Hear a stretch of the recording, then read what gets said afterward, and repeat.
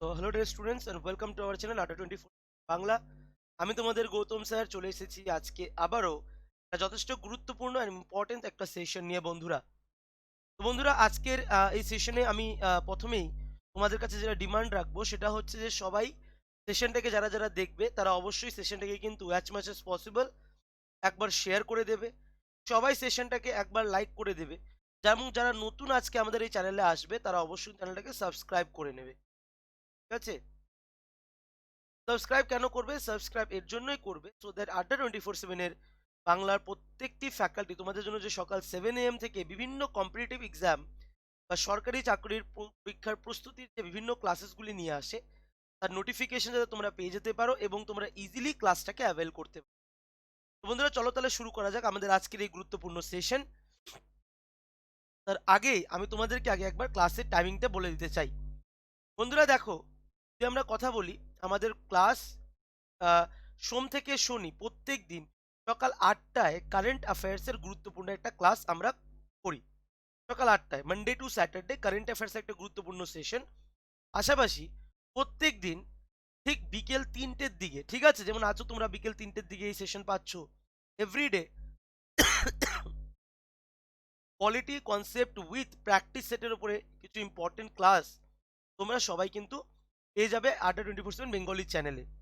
এবং সপ্তাহে 3 দিন মানডে টুইসডে অ্যান্ড ওয়েডনেসডে সকাল 11টায় একটা মোস্ট ইম্পর্টেন্ট সেশন বিভিন্ন পরীক্ষার স্ট্র্যাটেজি বা কিছু জেনারিক কি কি হাউ টু প্রিপেয়ার কিভাবে পড়াশোনা করবে কি ইম্পর্টেন্ট বই পড়বে এই ধরনের কিছু মোটিভেশনাল ক্লাস পাশাপাশি তোমরা কিন্তু অবশ্যই এই সকাল 11টায় এই সপ্তাহে 3 দিন তোমরা পেয়ে থাকবে। চলো তাহলে বন্ধুরা এই সেশন নিয়েই আমরা মুভ করে যাচ্ছি আমাদের আজকের মেন সেশনে। সেটা হচ্ছে আমরা আজকে আলোচনা করব most important MCQ on general studies. That means আমরা আজকে আলোচনা করব পলিটির ওপরে কিছু গুরুত্বপূর্ণ প্রশ্ন উত্তর। কিন্তু পলিটির ওপরে কিছু গুরুত্বপূর্ণ প্রশ্ন উত্তর আলোচনা করার আগেই একটা সুন্দর মোটিভেশনাল কোর্স পড়ে নিচ্ছি। দেখো বন্ধুরা এখানে কি বলেছে, এখানে বলেছে it is not the time to look for excuses. একদমই সঠিক আর একদমই তাই বন্ধুরা। যেহেতু আমরা সবাই জানি যে 2021 কিন্তু পড়ে গেছে এবং 2021 পড়ার সঙ্গে সঙ্গেই আমরা দেখতে পাচ্ছি যে ডাব্লিউবিসিএস এর নোটিফিকেশন বেরিয়ে গেল, ফর্ম ফিল আপও শেষ, অ্যাপ্লাই হয়ে গেল। পাশাপাশি ওয়েস্ট বেঙ্গল পুলিশের যদি আমরা কথা বলি নিয়ার অ্যাবাউট 8,000 ভ্যাকেন্সি, প্রায় কাছাকাছি 8,000 ভ্যাকেন্সির কাছাকাছি অলরেডি গভর্নমেন্টের নোটিফিকেশন বেরিয়ে গেছে। যদি আমরা আরও দেখি হয়তো বা আমরা আশা করছি যে আগন্তুক কিছুদিনের মধ্যে হয়তো আরও অনেক কিছু এক্সামের নোটিফিকেশন বেরোবে বা এক্সামও হয়তো হবে। তো বন্ধুরা এটা একদম মানে একটা perfect time to start your preparation. এবং এখন কিন্তু আর এক্সকিউজেস বা সেই স্যার এটা হচ্ছে না, তা সকাল ঘুম থেকে উঠতে পারছি না বা এটা করতে পারছি না এই ধরনের এক্সকিউজেসগুলি শোনার কিন্তু আর কোনো সময় নেই। এখন কিন্তু একটাই শুধুমাত্র আমাদের কাজ, সেটা কি? সেটা হচ্ছে নিজের প্রিপারেশনকে আগিয়ে নিয়ে যাওয়া। তো বন্ধুরা চলো এই সুন্দর মোটিভেশনাল কোর্স দিয়ে আমরা শুরু করব আমাদের আজকের এই গুরুত্বপূর্ণ সেশন। বন্ধুরা আজকের এমসিকিউ অন জেনারেল স্টাডিজ এর মধ্যে যে ফার্স্ট কোয়েশ্চেন রয়েছে তোমাদেরকে আমি প্রথমেই বলে দিচ্ছি সবাইকে 2 সেকেন্ড করে সময় দেব। সবাই 2 সেকেন্ডের মধ্যে উত্তরটা করার চেষ্টা করবে, ভুল হতে পারে but try to give the answer. চলো তাহলে মুভ করা যাক। আজকের প্রথম প্রশ্ন তোমাদের জন্য বন্ধুরা কি বলেছে দেখো, বলেছে which one of the following article deal with appointment of the prime minister and other ministers.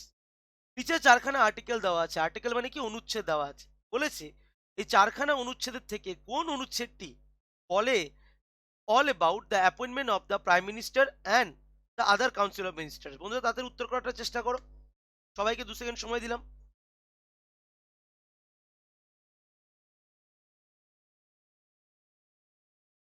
সবাই তাড়াতাড়ি উত্তর করার চেষ্টা করো।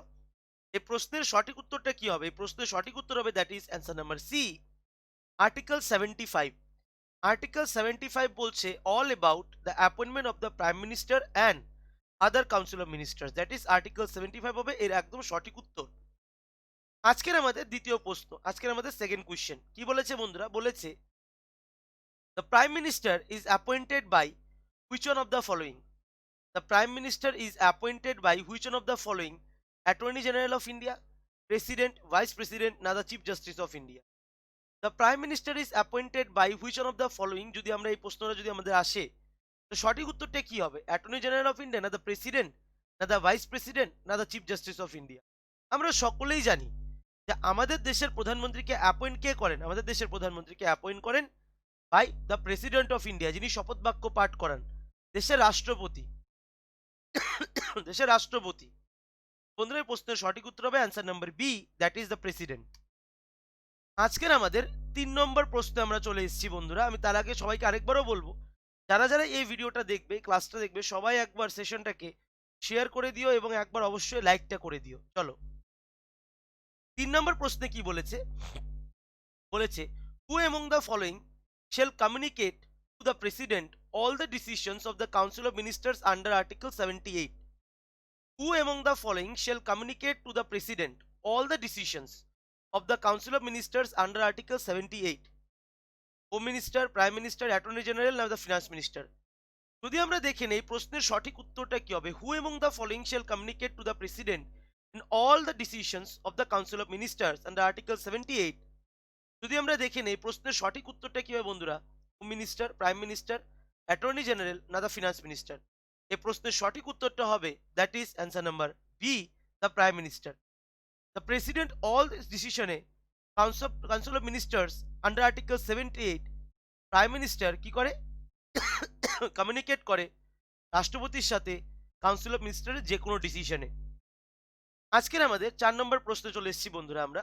আজকের আমাদের ৪ নম্বর প্রশ্নটা কি দিয়েছে? বলেছে, the total number of ministers including the prime minister shall not exceed.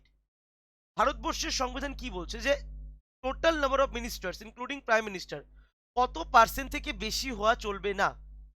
20%, না 10%, না 25%, না 15%? যদি আমরা দেখে নেই প্রশ্নের সঠিক উত্তরটা কি হবে? সঠিক উত্তরটা হবে that is absolutely answer number D, 15%। 15% members of Lok Sabha, আমরা যদি বলি not more than 15% member of Lok Sabha, তার থেকে বেশি অ্যাক্সিড হতে পারবে না। আজকের আমাদের ৫ নম্বর প্রশ্ন কি বলেছে? বলেছে, the Supreme Court of India at present contain the following number of জাজেস। Supreme Court of India at present contains the following number of জাজেস। 25 জন, 31 জন, 30 জন কি 20 জন কি 30 জন? বন্ধুরা, যদি আমরা দেখে নেই the Supreme Court of India at present contain, যদি আমরা দেখে নেই that is answer number B, 31 জাজেস। That means 30 plus 1, that is 31 জাজেস Supreme Court of India at present রয়েছে, জাজেসের সংখ্যা। আজকের আমাদের 6 নম্বর প্রশ্নে চলে এসেছি বন্ধুরা আমরা। 6 নম্বর প্রশ্নটা কি বলেছে? বলছে, who among the following appoint the chief justice and other জাজেস of the Supreme Court? Who among the following appoints as the Chief Justice and other judges of Supreme Court? The Prime Minister, the Vice President, the Home Minister and the President? যদি আমরা দেখে নেই প্রশ্নের সঠিক উত্তরটা কি হবে? Who among the following appoints as the Chief Justice and other judges of the Supreme Court? তো সঠিক উত্তরটা হবে that is answer number D, the President. Who among the following appoints the Chief Justice and other judges of Supreme Court? That is the President হবে সঠিক উত্তর। আজকের আমাদের ৭ নম্বর প্রশ্ন কি বলেছে বন্ধুরা? দেখো, বলছে, which of the following are the power of the Supreme Court? Which of the following are the powers of the Supreme Court? Original and appellate jurisdiction, না the appointment of ad hoc judges, না the judicial review, না all of the above? বন্ধুরা, যদি আমরা দেখে নেই প্রশ্নের সঠিক উত্তরটা কি হবে?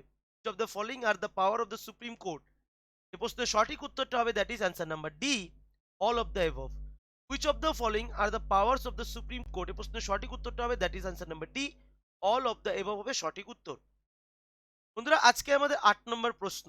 আমরা আজকে আমাদের ৮ নম্বর প্রশ্নে চলে এসেছি। বলছে, which article of the Constitution of India provide the composition and jurisdiction of the Supreme Court of India? Which article of the Constitution of India provide the composition and jurisdiction of the Supreme Court of India? Article 137 to 141, Article 144, Article 126 or Article 124? Which article of the Constitution of India provide the composition of jurisdiction of the Supreme Court of India? যদি আমরা দেখে নেই প্রশ্নের সঠিক উত্তরটা কি হবে? প্রশ্নের সঠিক উত্তর হবে that is answer number D, that is article 124। Answer number D হবে প্রশ্নের সঠিক উত্তর। আজকের আমাদের ৯ নম্বর প্রশ্ন কি বলেছে? বলছে, the national judiciary appointment commission, যাকে বলেছে NJAC, consist of the following person: chief justice of India, senior Supreme Court জাজেস, the Union Minister of Law and Justice, and all of the above? এই প্রশ্নের সঠিক উত্তর হবে that is answer number D, all of the above. যদিও বা এনজেএসি act কিন্তু ভারতবর্ষে আসেনি, কলেজিয়াম সিস্টেমটাই কিন্তু অটুট রয়েছে। আজকের আমাদের 10 নম্বর প্রশ্ন কি বলেছে, mister T S Thakur is the dash chief justice of India. Mister T S Thakur কত নম্বর ভারতবর্ষের চিফ জাস্টিস? যদি আমরা দেখে নিই প্রশ্নের সঠিক উত্তর হবে that is answer number C, 43rd। Mister T S Thakur is the 43rd chief justice of India.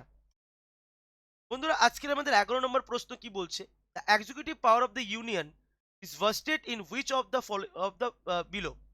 Executive power, central গভর্নমেন্টের এক্সিকিউটিভ পাওয়ার কার হাতে থাকে? The prime minister, the home minister, the vice president and the president. যদি আমরা দেখে নিই, the executive power of the union is vested in which of the below, যদি আমরা দেখে নিই প্রশ্নের সঠিক উত্তর হবে that is answer number D, the president. The executive power of the union is vested in which of the following, that is the president. আজকের আমাদের 12 নম্বর প্রশ্ন কি বলেছে, which of the following article deal with pardoning power of the president. Which of the following article deal with the pardoning power of the president, article 71, article 74, article 72 and article 75। সঠিক উত্তরটা কি হবে? 12 নম্বর প্রশ্নের সঠিক উত্তর হবে that is answer number C, article 72। Article 72 হবে প্রশ্নের সঠিক উত্তর। আজকের আমাদের 13 নম্বর প্রশ্ন কি বলেছে বন্ধুরা দেখো, বলছে the impeachment of the president is carried by which of the following. The impeachment of the president is carried by attorney general, না মেম্বার অফ লেজিসলেটিভ, না the parliament, the prime minister. যদি আমরা দেখে নিই প্রশ্নের সঠিক উত্তরটা কি হবে, এই প্রশ্নের সঠিক উত্তরটা হবে that is answer number C, the parliament. The impeachment of the president is carried by which of the following, that is the parliament. আজকের আমাদের 14 নম্বর প্রশ্ন কি বলেছে, বলছে which of the following article deal with the tenure of the president. Article 53, article 56, article 55 and article 52। যদি আমরা দেখে নিই প্রশ্নের সঠিক উত্তর হবে that is answer number B, that is article 56। Article 56 হবে এই প্রশ্নের সঠিক উত্তর। বন্ধুরা আজকের আমরা দেখতে দেখতে শেষ প্রশ্নে চলে এসেছি। আজকের আমাদের 15 নম্বর প্রশ্ন বলছে which of the following deal with the impeachment of the president.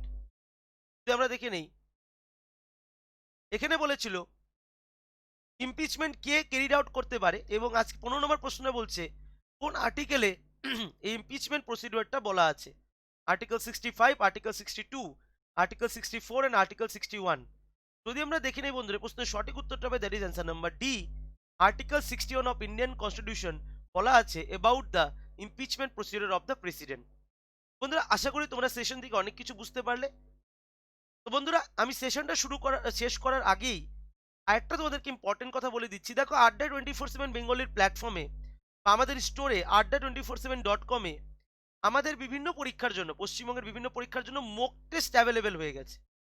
যারা যারা এখন অবধি জানো না তারা অবশ্যই একবার আড্ডা 24/7.com-এ গিয়ে ভিজিট করো, এবং পাশাপাশি বিভিন্ন কোর্সও তোমরা পেয়ে যাবে। এখানে এসএসসি ফাউন্ডেশন ব্যাচ চলছে, আরআরবি এনটিপিসির ব্যাচ চলছে, মিশন ডাব্লিউবিসিএস এর ব্যাচ চলছে। তাই যারা যারা এখনো ভিজিট করোনি একবার আড্ডা 24/7.com-এ গিয়ে ভিজিট করো এবং কোর্সের ডিটেলসটাকে একবার আগে পড়ে নাও। আফটার দ্যাট যখন তুমি পারচেস করবে সেখানে ভিউ অফার বলে অফার থাকবে, সেখানে গিয়ে তুমি Y225 কোডটাকে একবার ইউজ করলে তোমার 77% অফ প্লাস অ্যাডিশনাল 5% তুমি অফ পেয়ে যাবে যে কোনো কোর্সে। তো বন্ধুরা আজকে সেশনটা এখানে শেষ করছি, সবাই লাইক এবং শেয়ার করে দিও। দেখা হচ্ছে নেক্সট ক্লাস। আমার ক্লাসের টাইম সকাল 8টা বিকেল 3টে, এই দুটো ক্লাসের টাইমে সবাইকে জানি আমি পেয়ে যাই। ধন্যবাদ, থ্যাংক ইউ সো মাচ, জয় হিন্দ, ভালো থাকো সুস্থ থাকো, থ্যাংক ইউ সো মাচ বন্ধুরা।